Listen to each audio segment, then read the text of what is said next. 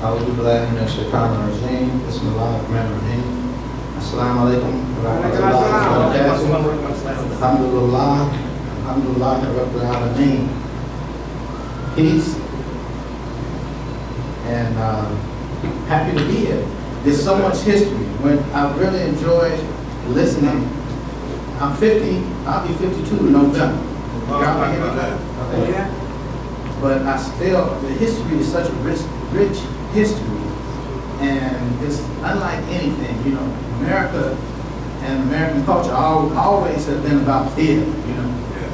But as much theater I've grown up on, and most people that view the world, we have been so consumed by theater and movies and television and Hollywood that most people's view is not based on community. I even saw a program, a documentary, where they talked about how the community, the life of the food in America, the early people that came in and explored the West and migrated on. They used to, things were the dishes. It was a food program. I like to cook and explore different cultures and things like that. That they said that it's been a long time since we've been orientated in that manner, in the community, in the manner of the community. But we all know that poor people, that they have to have communities, and food and community life is something that is not lost on all cultures. That's why the Latinos and Mexicans, mainly the Mexicans, are able to prosper in such a way where it looks natural. That's because it is natural. It's natural to work as a community, to feed yourself and want to make progress. And when you have that community life and balance, the money and wealth and all of that is just a byproduct of your service that you put in, the work you put in. And we know that, and we say it, but a lot of us completely lost touch with it because we never really experienced it in our life. That even after slavery, we still most live the lives of a slave. You know, we don't see it, and I don't have time to explain it in detail, but basically the community life, the true life of a community, as seen in most households and as family, it kind of ends when dad leaves the house and go work for somebody else. It kind of ends right there, and so the education ends right there, and the progress ends right there. So, but we're America, the promised land, wealthy America, the land of opportunity. So we all live good lives and comfortable lives, and we have a whole lot of help from Hollywood to confirm and establish that you got a good life. And that you're happy. They tell you that. They used to tell you when you're happy. I know because I bear witness to people all the time. Every day I see people that walk around and swear they're happy. They think they're happy. Until somebody wake them up and show them what's really going on. But praise be to Allah, that's amazing.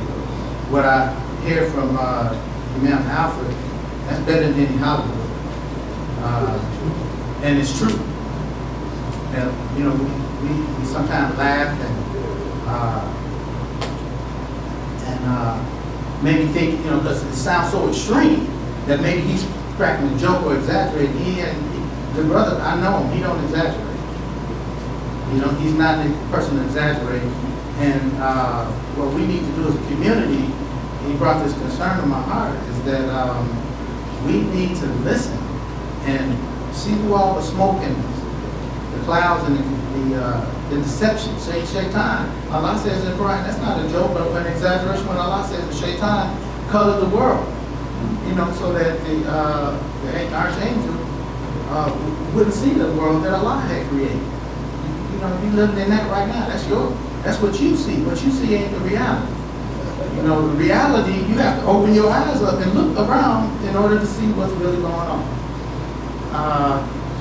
And then you'll be able to see Allah's guidance and navigate. Imam Muhammad, he was a witness to this. I heard him say before, he said that you don't know how many false deities that you worship.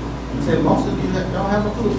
That all of you all are worshiping the devil right now. And he didn't put it in that word, but he may as well said that you follow Shaitan, that you're not following guidance from Allah. And it's difficult to do that in a world that you can't see. You can't see it with your true eye that Allah gave you to see. So, so many things he said are true. But just before I came up here, Imam Musa, he said something. He said something to me that brought to my attention, and he said he heard that Imam said didn't say Assalamu alaikum to y'all. And the way he said, I assume he was talking to me personally, or maybe y'all, because I know how people backbite and run. And I know where the source of the lies and the deception. These people, they shaitan, they're working for the devil, and they want to, they're in competition with Allah's plan. I mean, Allah, the Lord creator, but Allah has shown us as believers, it's His plan for us as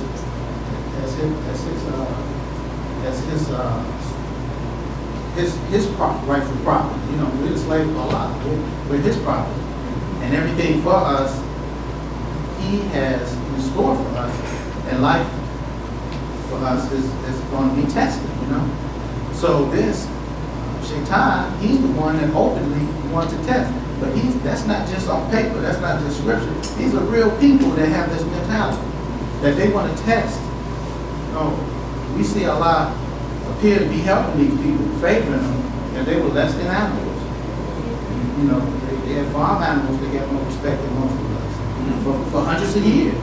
Farm animal, you know, he got to go out in the field and choose who he made it with, we didn't.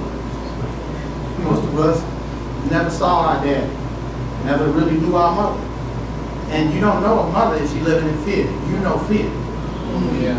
You know projected fear. We know that in these ghettos.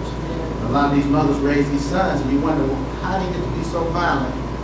And they ain't never had, never even known a male figure in their life.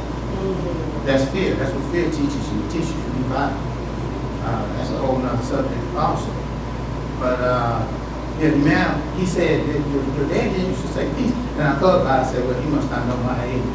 I said, that was about when after he raised me and my siblings, two sisters and my young brother, for about 20 years, he became a leader.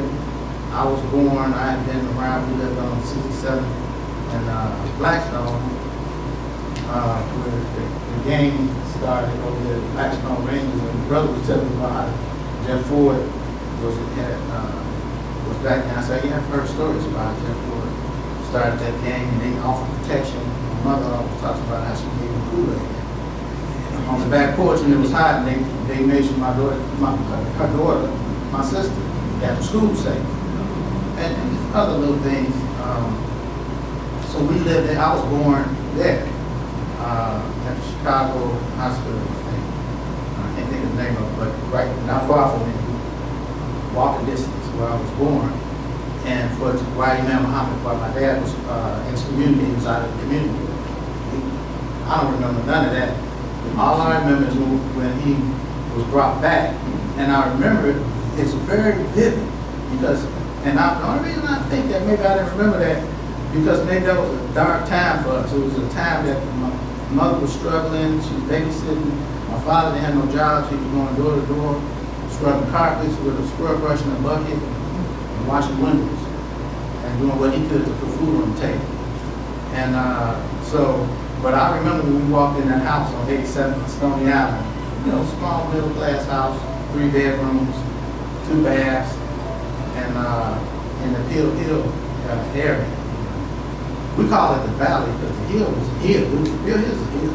It's a little hill, maybe 200, 300 houses in that whole community. So we were at the bottom of the hill. And I remember walking in that door. My father, I didn't walk in the door, my father walked in the door of that house, and I was on his shoulders. And I remember when he used to carry me on his shoulders, he was feeling proud of me and good, you know. Them was happy times. He often would just pick me up. I was a little guy, and probably weighed 50 pounds. I was a little skinny, believe it or not, until I was like, until 11 or 12. And the weight I weigh right now, my wife didn't even know me. We've been married 25 years. She didn't know me at this weight. I have to remind her sometimes, I say, you know how much I weigh? After Ramadan, that's a whole another story too. So I feel a little light, and when you feel different, and you look in the mirror and you feel this, so you remember the past. You know? I don't know if you guys experienced that, but you look at yourself and you start remembering the past. So I told him, no, I said, well, we live on 87th Street, and I remember that house, how it made people so happy. I remember when the closet door was open, and it was an old wooden tennis racket, the only thing in the house, on the top shelf, in the coat closet by the front door, that the previous owner must have left. And I remember the carpet that was on the floor was like an aqua type of a more green or turquoise than this carpet. And I remember the sun was very bright. There wasn't no curtains in the windows, so the sun was coming in from the door and the front window. It was lit up. And for a child, I thought I was walking into paradise. Because the whole family was happy. You know, and you know, when you have families that come from a life of stress and struggle and strife and sacrifice, you know, you got to remember them happy times. If there are any that in existence. Right. So the happy times, I remember them. And I remember when they ended too. That's probably one of my more happy times. But I remember when they came back. But once you know, serious things happen in your life, you can change your life, your outview and your outlook. And I remember as a little boy, my father explained to me a lot, his power and his ordinance, and how he had power of all his creation. And I was asking, and he explained it so well, so clear. I couldn't have been more than 6 or 7 years old, or might have been younger than that. That's so clear that it was the worst pain I recall having as a boy in my heart. Because I thought, if Allah loves us so much, He's so merciful, why is there corruption? And I value my father so much for that memory. And that was the first time I saw the world as it was. And it never got better. So I mean, when I leave this world, Allah bless me with Jannah, you know, inshallah, I see the world that I was born into. But family is the paradise. If you have a good mother, a good father, your children love that mother and father. It's their nature. It's their nature to love them, and trust them, and respect them, and believe them. That's key. So yeah, I told him, I said, no. So I remember a time, my father was a powerful master in psychology and master of his own discipline himself. And people, almost like I don't like to say this, but the average person, that if you weren't pure heart and pure mind, he was like a small child to him, intellectually. You couldn't stand in his presence without him being in full control over whatever was going on. That's right. I knew that. I thought he could read my mind when I was I used to be scared to think thoughts about what me and my buddies was just doing. I said, I'm talking about as a little guy, you know, anything. Like, you know, I ain't gonna lie, we walked in the grocery store a couple of times, got some bubble gum or whatever, eating paper, chips and stuff. Boy, I hear from my father for like 2 weeks for that. So I'm like, he gonna see me, but then I didn't realize he not reading my mind. He could look at your face and know like you did something, but he wasn't one of them dads that said, boy, what'd you do? Like, where you been? I told you about hanging with them boys over there, or doing this or that or whatever. I told y'all. And one time they took us back to the store because I had water guns. They took us back and made us pay for them. They paid for them. You know, I wasn't no thief, just that I was a little boy in the early 70s. And I think it was a duty of ours. We were supposed to go in the store with no money and give what we want. Potato chips, pop, water guns, or whatever. Because we wasn't letting them buy for it. I wasn't mad at it. But that's an experience that I remember. I remember my father taking us back to the store and paying for chips or whatever we took. But yeah, he wouldn't tell you, he wouldn't look at you and say, what'd you do? He would just look at you and then kind of look away. He was real reclusive, you know what I mean? Almost as if he don't want you to know that he knows something. And so that made me think he read my mind. Like, he know everything. Like, he didn't even have to dig, because my mother did. What would you, come here? You know, he didn't have to dig, you know, so And I said, all praise to Allah, you know.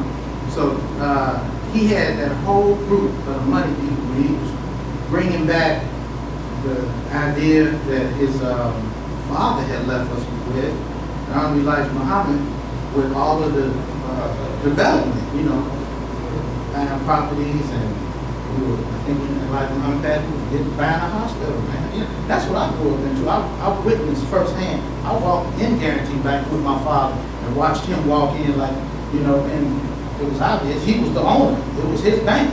He walked in with his small entourage of, you know, I seen one of them brothers. This one wasn't family. He made the family members look like the friendly ghosts. This one was a monster.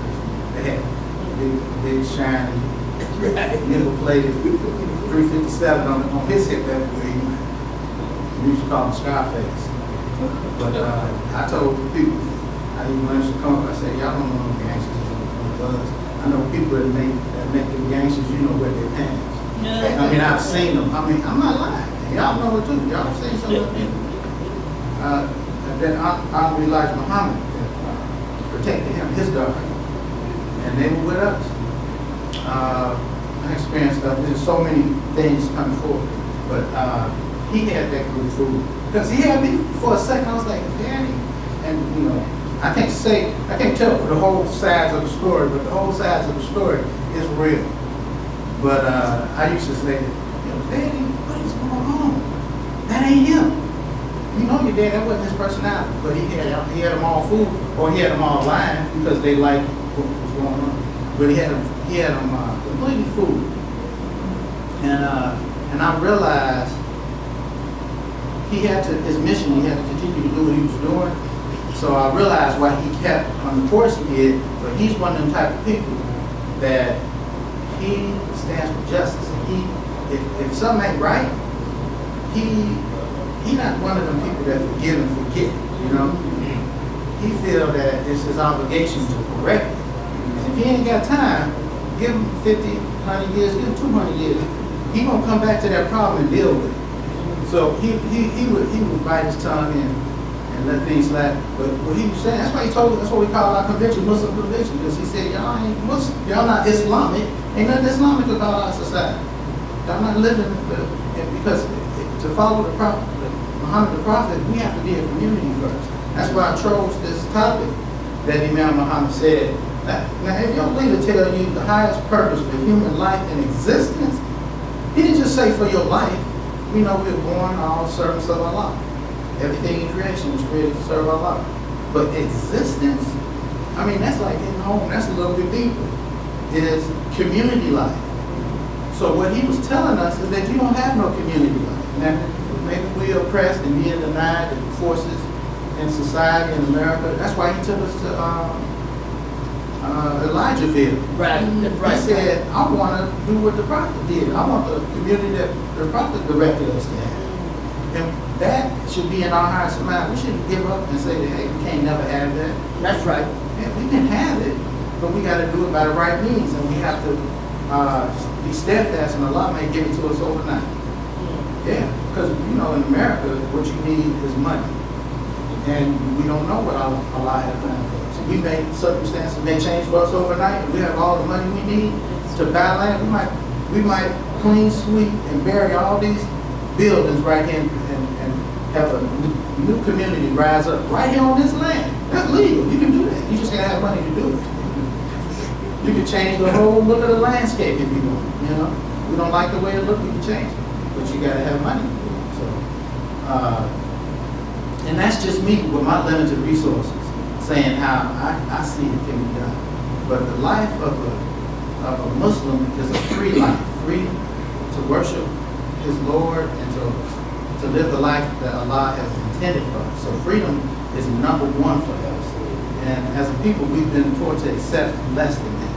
And so most of us are satisfied not living the life that Allah intends for us. So yeah, Imam Muhammad, so I think he was saying peace. He stopped saying Assalamu alaikum.